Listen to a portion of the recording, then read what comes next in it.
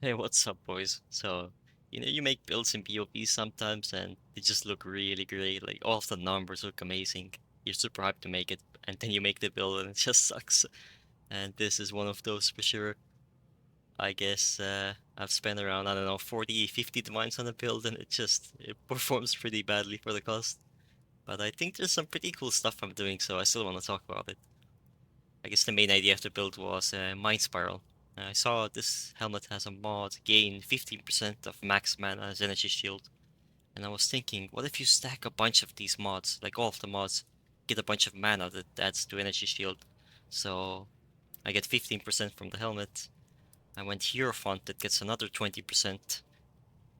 And you can get like a 10% from a Watcher's Eye, for example. And you can also steal Radiant Fate from Guardian that gives 10% of reserved mana to energy shield.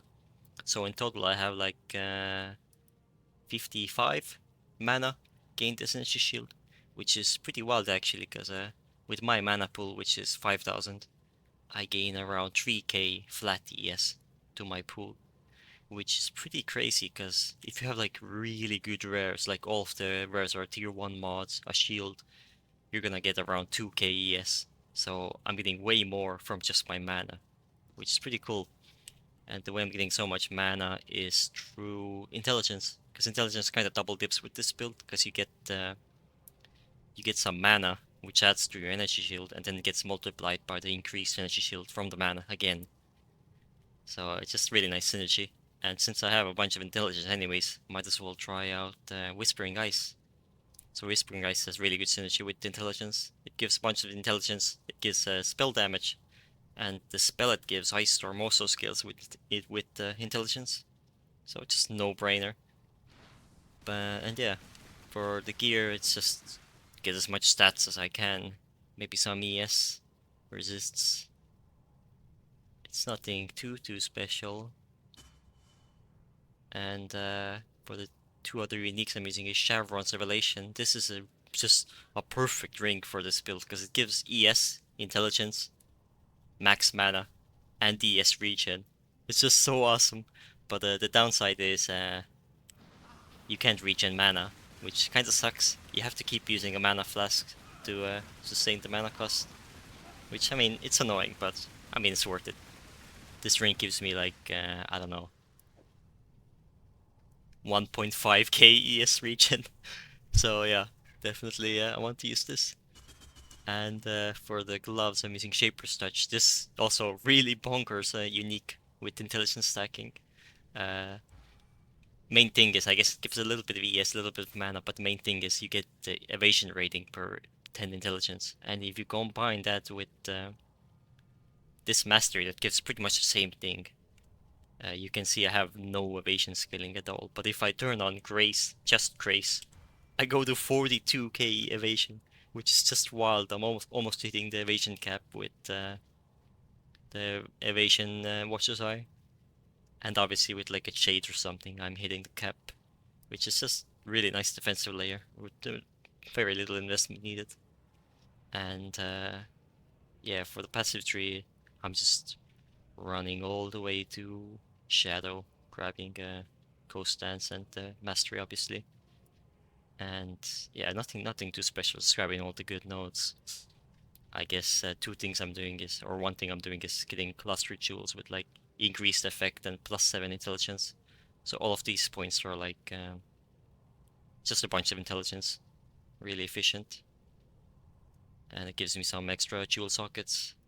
And the other one is pretty much the same thing, intelligence, ES. And yeah, that's pretty much the build. I don't want to go super into detail, but let's do just a random Minotaur.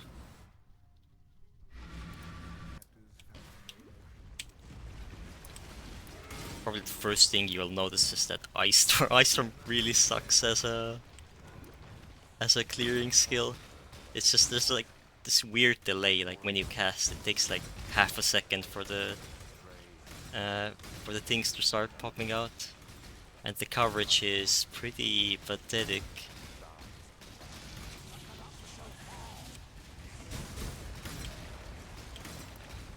And Ice Storm also has like it's a cap to 5 instances, so you can't like spam it either.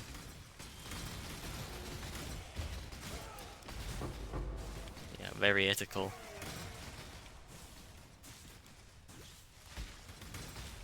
Oh, and this is with the increased AoE as well, so not the best.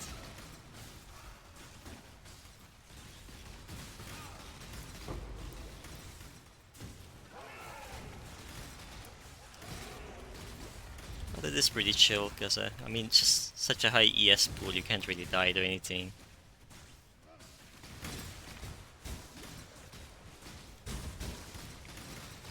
Oh, and also because I don't have a use for my 6-link, so I just went for a 6-link Frostblink with like Bone Chill, so the mobs take more cold damage in the chilling ground, and also like Hex Touch with my curses, Frostbite and Daily Weakness. Just nice to have all your debuffs and stuff on one button.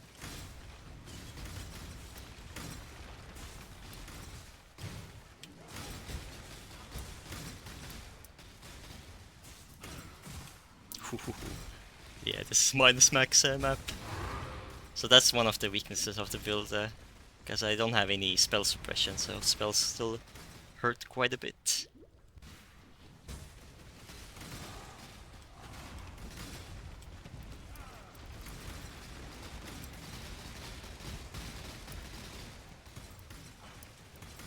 Yeah, for bosses I swap the AoE to Conk effect.